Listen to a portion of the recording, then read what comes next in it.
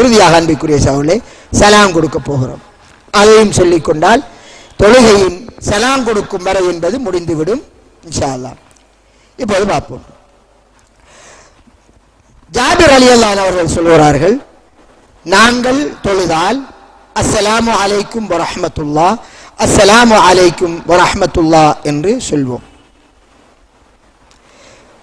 என்று அவர் சொல்கிறார். இந்த வேளையில் அவர்கள் என்ன செய்வார்கள்?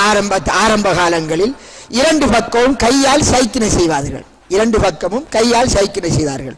அப்போது ரசூலுல்லாஹி ஸல்லல்லாஹு அலைஹி அவர்கள் அவர்களுக்கு சொல்லிக் கொடுத்தார்கள், உங்களில் ஒருவர் அவருடைய தொடையின் மீது கையை வைத்து அவருடைய வலது பக்கத்தில் இருக்கின்ற அவருடைய சகோதரர் மீது சலாம் சொல்வார்.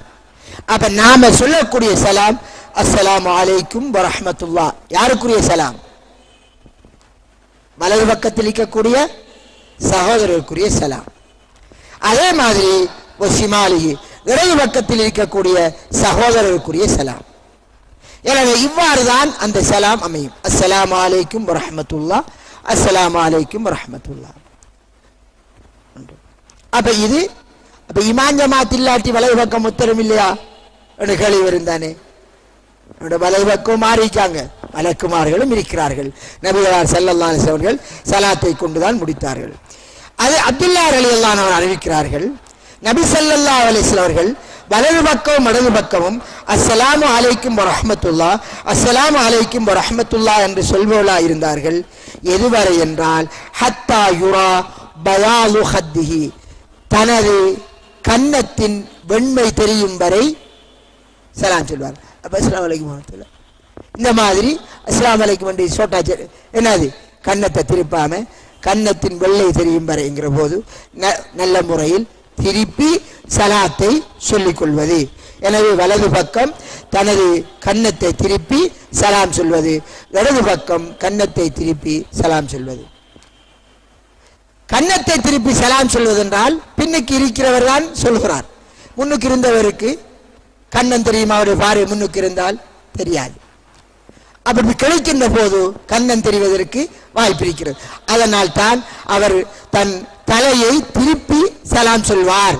அப்போது கண்ணம் தெரியக்கூடிய அளவிற்கு சலாம் சொல்வார் பின்னுக்கு இருக்கிறவருக்கு. எனவே நாங்கள் அதை கருத்தில் கொள்ள வேண்டும். ரசூலுல்லாஹுக்கு தாடி இருந்தது, அடர்ந்த தாடி இருந்தது.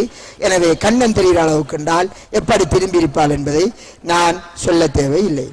ஆனால் அன்பிற்குரிய சகோதரர்களே, இவ்வாறு நாங்கள் சலாம் சொல்லிக் கொள்வது. இதிலே சில ஹதீஸ்களில் அஸ்ஸலாமு அலைக்கும் என்று வலது பக்கம் மட்டும் சொன்னால் போதும் என்று சில அறிவிப்புகள் வருகிறது. அந்த ஹதீஸை எடுத்து நாம் ஆய்வு செய்த போது அதையும் பலகீனமாக கண்டோம். அதே மாதிரி அஸ்ஸலாமு அலைக்கும் வரஹ்மத்துல்லாஹ் என்று வலது பக்கம், இடது பக்கம் அஸ்ஸலாமு அலைக்கும் என்று மட்டும் என்றும் ஹதீஸ் வருகிறது.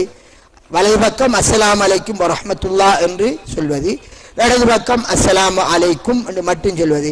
அந்த ஹதீஸினுடைய அறிவிப்பாளர் ரீதியாகவும் ஒரு விரிவான ஆய்வை செய்த போது அதிலும் நாங்கள் பலகீனம் இருப்பதை கண்டோம். அதனால் நாங்கள் அதை தெரிந்து கொண்டோம். எனவே இது புகாரியில் முஸ்லிமில் வரக்கூடிய ஹதீஸை அடிப்படையாக வைத்து இப்போது இதை நாங்கள் சொன்னோம். எனவே நாங்கள் இந்த மாதிரி தொழுகையை ஆரம்பத்திலிருந்து இறுதி வரை தனிமையில் தொழுதாலும் ஜமாத்தா தொழுதாலும் நபி வழியில் தொழுது அல்லாஹ்வின் அருளை தொழுகை ஏற்கப்படுவதன் மூலம் நாம் பெறுவோமாக.